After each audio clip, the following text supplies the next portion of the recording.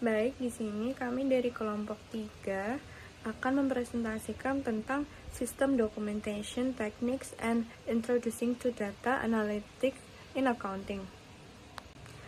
Kelompok 3 terdiri dari saya, Ardianti Prastiwi dengan NPM akhir 201, Ahmad Faiz Ferdiansyah dengan NPM akhir 211, Anggi Islami Siregar dengan NPM akhir 241, Najwa Aryati Putri dengan NPM akhir 392, dan Erlita Inek Kusrini dengan NPM akhir 418. Dokumentasi atau documentation merupakan kumpulan penjelasan cara suatu sistem bekerja yang biasanya mencakup siapa, apa, kapan, di mana, mengapa, dan bagaimana. Tujuannya sendiri adalah untuk memudahkan seseorang memahami dan mengevaluasi sebuah sistem. Alat dokumentasi sendiri ada beragam. Yang pertama ada diagram arus data atau data flow diagram DFD. Yang kedua ada diagram proses bisnis atau business process diagram BFD. Dan yang terakhir ada flowchart. Data flow diagram DFD sendiri merupakan diagram grafis yang menunjukkan bagaimana data bergerak di dalam suatu sistem atau organisasi. DFD tersendiri itu terdiri dari 4 komponen dasar yang menjadi elemen utama, yaitu yang pertama data source or destination, sebagai pihak yang mengirim atau menerima data dari sebuah sistem. Lalu ada data flow, suatu aliran data antar bagian sistem yang masuk atau keluar. Lalu ada proses, berupa aktivitas yang mengubah data input menjadi data output. Dan yang terakhir ada data store, sebagai tempat penyimpanan data. Baik, di sini saya akan menjelaskan tentang pembagian DVD.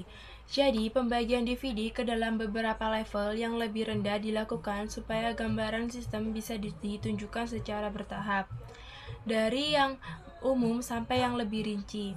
Dengan cara ini, setiap pengguna dapat memahami sistem sesuai kebutuhannya, baik yang hanya perlu gambaran besar maupun yang membutuhkan penjelasan detail.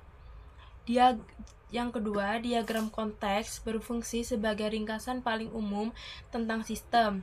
Diagram ini menunjukkan sistem sebagai satu kesatuan yang berhubungan dengan pihak luar, entitas, melalui aliran data masuk dan keluar. Karena hanya menampilkan gambaran besar tentang input dan output sistem tanpa detail proses di dalamnya, diagram konteks disebut sebagai level tertinggi dalam DVD. Baik, di sini saya akan menjelaskan mengenai flowcharts. Jadi, flowcharts ialah representasi grafis yang menggunakan simbol-simbol standar untuk menggambarkan bagaimana suatu sistem atau proses itu berjalan. Nah, tujuannya ialah supaya alur kerja sistem bisa dipahami dengan jelas, ringkas, dan logis. Lalu dalam flowchart terdapat beberapa kategori simbol utama. Yang pertama ialah simbol input atau output, yang dimana untuk menunjukkan dokumen layar atau data yang masuk dan keluar.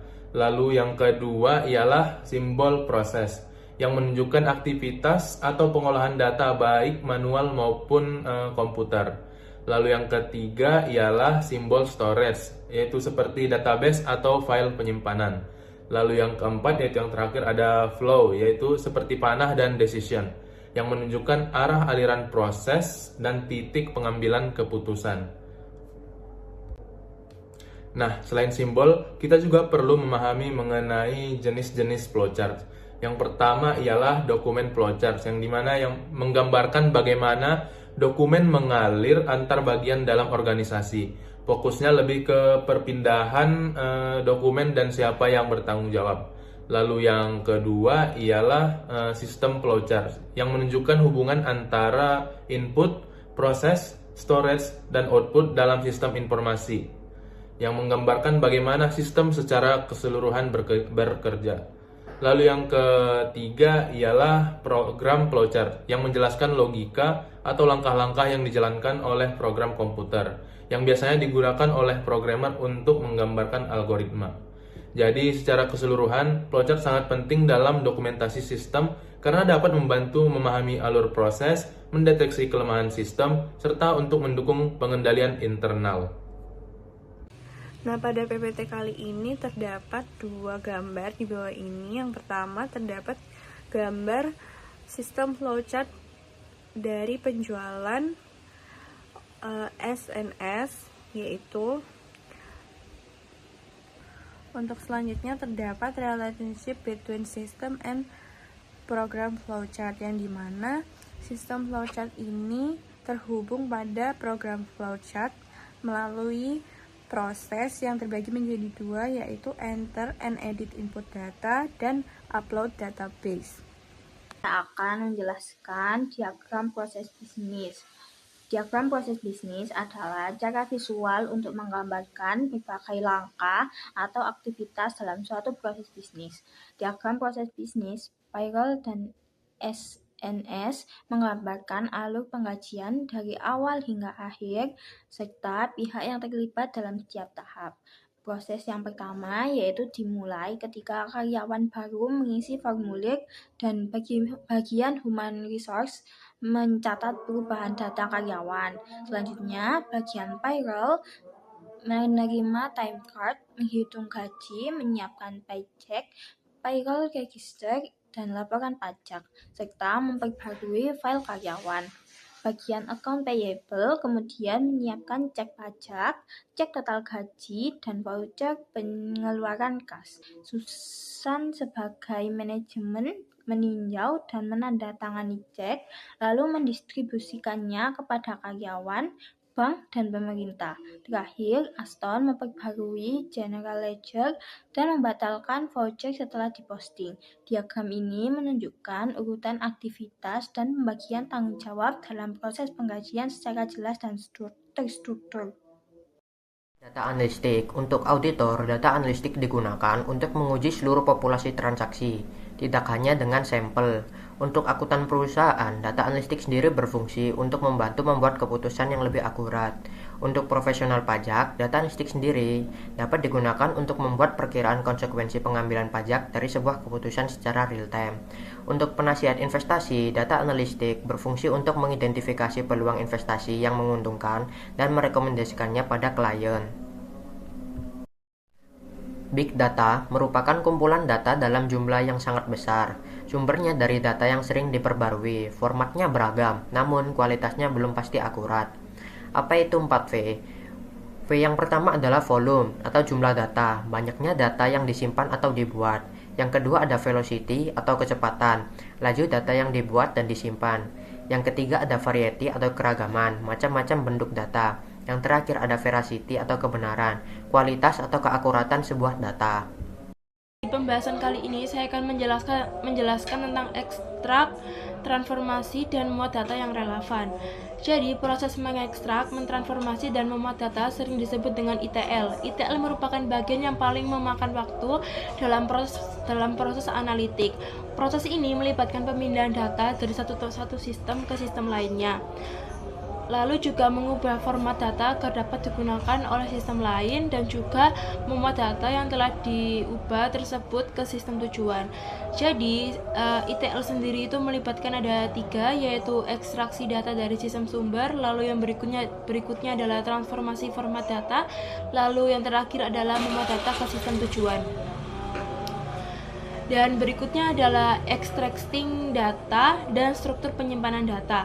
Extracting data adalah langkah pertama dalam ETL. Sebelum mengekstrak data, penting untuk memahami kebutuhan data dan data yang tersedia. Jika tidak, akan mengalami resiko kesalahan atau data tidak lengkap yang akan meningkat. Jadi, organisasi menyimpan data dalam berbagai bentuk. Yang pertama adalah struktur data, yaitu data terorganisir dalam format tetap, misalnya tabel database. Lalu yang berikutnya adalah unstruktur data, yaitu data tidak memiliki struktur tetap seperti gambar, video, ataupun email. Lalu yang berikutnya adalah yang ketiga, semi struktur, yaitu memiliki sebagian struktur tetapi tidak sepenuhnya berbentuk tabel. Nah, selanjutnya di sini saya akan menjelaskan mengenai data analitik teknik atau cara memilih teknik analisis yang tepat. Yang pertama ada descriptive analytics yang menjawab pertanyaan what happened atau apa yang sedang terjadi. Contohnya seperti laporan keuangan, perhitungan rasio seperti ROI atau gross margin, dan ringkasan penjualan. Jadi fokus dari descriptive analytics ialah untuk memahami kondisi berdasarkan data historis. Lalu yang kedua ialah diagnostic analytics, yaitu menjawab pertanyaan why did it happen, yang dimana di sini mulai mencari penyebab atau hubungan sebab akibat. Misalnya menggunakan korelasi atau regresi untuk mengetahui kenapa laba turun, apakah karena biaya meningkat atau penjualan menurun.